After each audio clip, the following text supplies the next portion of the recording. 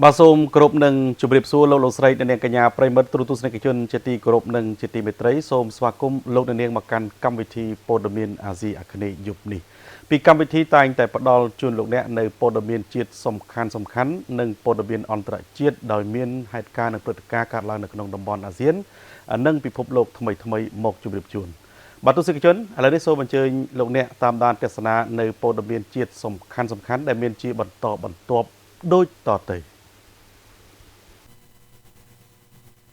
ពិធីប្រគល់និងទទួលសម្ភារៈបរិក្ខារពេទ្យពីក្រុមហ៊ុនទឹកពិសាវីតាល់ជូនមជ្ឈមណ្ឌលជាតិផ្ដល់ឈាមខាងលើនេះរៀបចំដោយក្រុមហ៊ុនទឹកពិសាវីតាល់នៅព្រឹកថ្ងៃទី27ខែឧសភាឆ្នាំ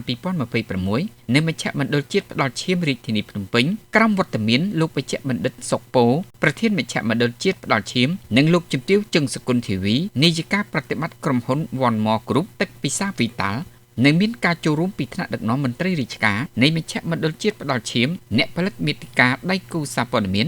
និងភ្ញៀវកិត្តិយសជាច្រើនរូបទៀតលោកជំទាវជឹងសកុលធីវីនាយិកាប្រតិបត្តិក្រុមហ៊ុន One More Group ទឹកពិសាវីតាល់បានមានប្រសាសន៍ថាពិធីប្រគល់ទទួលសម្ភារៈបរិក្ខារពេទ្យនេះពេលនេះធ្វើឡើងក្រោមបុព្វហេតុនិងស្មារតីលើកកម្ពស់គុណវត្តនៃចលនាបរិច្ចាគឈាមពីសប្បុរសជនដោយស្ម័គ្រចិត្តពិសេសការចូលរួមគាំទ្រវិស័យសុខាភិបាលក្នុងក្របខ័ណ្ឌយុទ្ធនាការបរិច្ចាគឈាមសម្ដៅជួយសង្គ្រោះជនរងគ្រោះនិងអ្នកជំងឺដែលត្រូវការឈាមជាងនេះទៅទៀតលោកជំទាវសង្ឃឹមថាសម្ភារៈបរិក្ខារពេទ្យដែលផ្ដល់ជូននេះមិនត្រឹមតែជួយសម្រួលដល់ការងាររបស់ក្រុមគ្រូពេទ្យចល័តនៅតាមបណ្ដាទីតាំងនិងខេត្តនានាប៉ុណ្ណោះទេប៉ុន្តែជាការផ្ដល់កម្លាំងចិត្តនិងគាំទ្រដល់ក្រុមគ្រូពេទ្យក្នុងការបន្តបេសកកម្មសង្គ្រោះជីវិតប្រជាពលរដ្ឋជារៀងរាល់ថ្ងៃរបស់មជ្ឈមណ្ឌលជាតិផ្ដល់ឈាមលោកជំទាវក៏បានថ្លែងអំណរគុណដល់វេជ្ជបណ្ឌិតសុកពោនិងសហការីព្រមទាំងថ្នាក់ដឹកនាំមជ្ឈមណ្ឌលជាតិផ្ដល់ឈាមគ្រប់ជំនាន់តែងតែផ្ដល់ការអនុញ្ញាតដល់វីតាល់ក្នុងនាមវិស័យឯកជនចូលរួមបេសកកម្មមនុស្សធម៌មួយនេះអស់រយៈពេលជាង1ទសវត្សរ៍ចាប់តាំងពីថ្ងៃវីតាល់ឈានចូលទីផ្សារ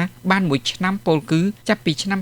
2011ហើយបើគិតមកទល់នឹងពេលនេះមានរយៈពេល15ឆ្នាំហើយទោះបីយ៉ាងនេះក្តីវីតាល់នៅតែបន្តពង្រឹងកិច្ចសហប្រតិបត្តិការនេះប្រកបដោយបរិយាបន្នស្របតាមចក្ខុវិស័យរួមរបស់ស្ថាប័នទាំងពីរនាឱកាសនោះដែរលោកជំទាវជឹងសកុលធីវីបានថ្លែងអំណរគុណយ៉ាងជ្រាលជ្រៅដល់ដៃគូពាណិជ្ជកម្មអតិថិជនរបស់វីតាល់និងប្រជាពលរដ្ឋខ្មែរបានផ្ដល់ភាពជឿជាក់និងគាំទ្រវីតាល់បន្តបេសកកម្មជាបន្តបន្ទាប់ជាក់ស្ដែងថ្ងៃនេះសមិទ្ធផលថ្មីបន្ថែមទៀតពីមូលនិធិ25រៀលនិងផ្ដល់ជូនសម្ភារៈបរិក្ខារពេទ្យចាំបាច់រួមមានក្រែពេទ្យចំនួន100ក្រែឯកសណ្ឋានបុគ្គលិកភួយកូនបាល់កៅអីអង្គុយសាធារណៈនិងទឹកពិសាវីតាល់សម្រាប់ប្រតិបត្តិការជារៀងរាល់ថ្ងៃរបស់មជ្ឈមណ្ឌលជាតិផ្ដល់ឈាមក្រៅពីអំណោយជាសម្ភារៈដូចរៀបរាប់ខាងលើសម្រាប់ឆ្នាំថ្មីនេះដែរយើងកំពុងសិក្សាប្លង់សំណង់ក្នុងការផ្គត់ផ្គង់លើការជួសជុលពង្រីកវិសាលភាពបន្ទប់និងអគាររងចាំផងដែរស្របគ្នានេះផងដែរលោកវេជ្ជបណ្ឌិតសុកពោចាត់ទុកសកម្មភាពរបស់វីតាល់មិនគ្រាន់តែជាការផ្ដល់